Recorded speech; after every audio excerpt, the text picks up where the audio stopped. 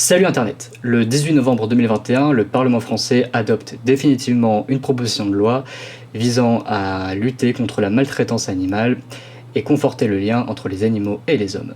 Elle sera promulguée le 1er décembre de la même année. Dans cette loi, à l'article 7 ter L 312-15, consiste à intégrer dans le programme de MC, donc enseignement moral et civique, l'éthique animale. Je cite, l'article du Code de l'éducation est complété par un alinéa ainsi rédigé.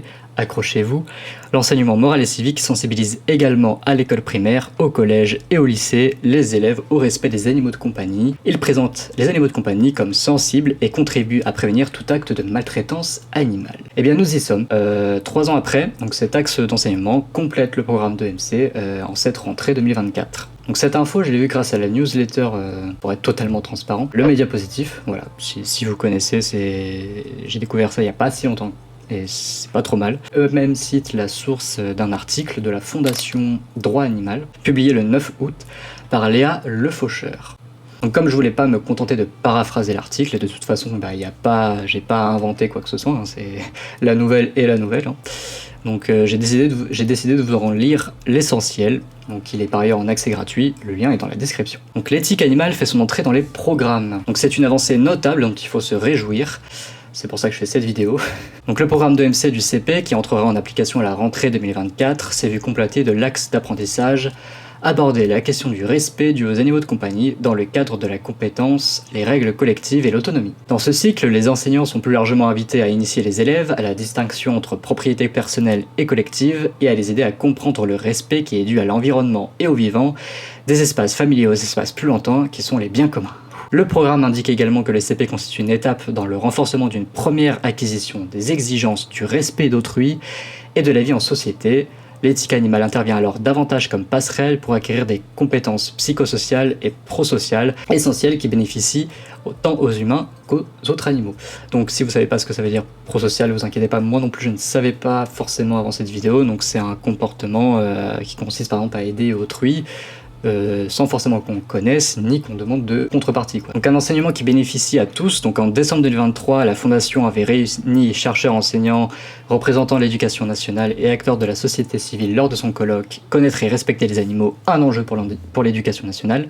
Donc cette journée avait mis en lumière l'importance de l'animal dans le développement de certaines qualités chez les jeunes, comme le sens de la responsabilité et le respect de l'altérité. Les animaux exercent sur nous, en particulier dès le plus jeune âge, un attrait qui vient de notre besoin naturel de comprendre le monde vivant qui nous entoure. Donc c'est une affinité innée dont il faut profiter pour développer chez l'élève des qualités et des aptitudes positives pour la vie en société. Donc voilà, de fil en aiguille, donc la loi a été construite et du coup l'enseignement du respect animal fait son entrée dans le programme. Ensuite l'article nuance, parce que oui, il y a toujours une nuance forcément, que ce module se contente de mentionner seuls les animaux de compagnie, comme le veut la loi, et de les intégrer dans la notion de bien commun. Cela conforte la manière dont l'animal est d'ores et déjà présenté dans les autres matières.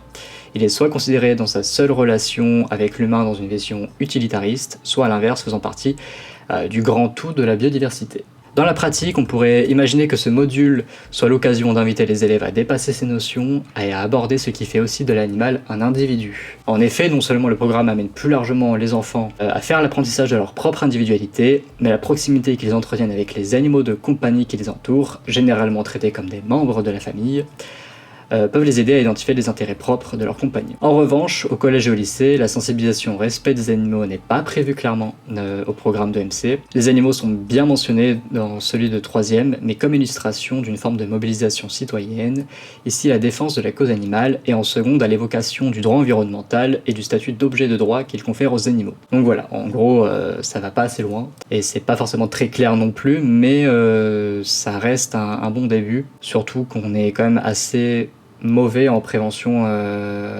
en France, que ce soit de tous les thèmes. On voit que ça commence petit à petit à émerger, hein, comme HPV, l'éducation sexuelle, là du coup les animaux, l'alimentation, tout ça, c'est plein de sujets qui devraient être abordés dès le plus jeune âge, et donc on peut se réjouir quand même que ça avance dans ce sens, et que ça commence effectivement à intégrer les programmes. Après c'est vrai que le MC malheureusement c'est une matière qui est pas vraiment prise au sérieux en fait, malheureusement. Enfin en tout cas moi c'était mon cas, c'est si on était trop en retard dans d'autres matières et tout, c'est une matière clairement qui sautait quoi. En tout cas, voilà pour cette bonne nouvelle. Donc, il y a toujours une nuance, mais bon, c'est quand même un bon début et c'est la première pierre on espère, d'un changement de mentalité vraiment profond en France, notamment. Voilà, j'espère que cette série vidéo vous plaira. En tout cas, c'est une idée qui vient pas forcément de moi, qui vient d'un ami, Kevin Enoch. Voilà, salut à toi si tu regardes cette vidéo, qui m'a proposé récemment de faire un compte Instagram où on relayait des bonnes nouvelles. Donc, il avait fait appel à moi pour construire ce projet. Donc à l'heure où sort cette vidéo, je ne sais pas si ce projet a vu le jour. En tout cas, on y travaille. Et donc si c'est le cas, le lien est en description. Sinon, j'en reparlerai dans de futures vidéos. En tout cas, merci à toi. Et il a gentiment accepté que je l'adapte en vidéo parce que j'en avais très envie. Voilà, vous savez tout pour cette bonne nouvelle. Les sources sont en description. Prenez soin de vous et moi je vous dis à la prochaine.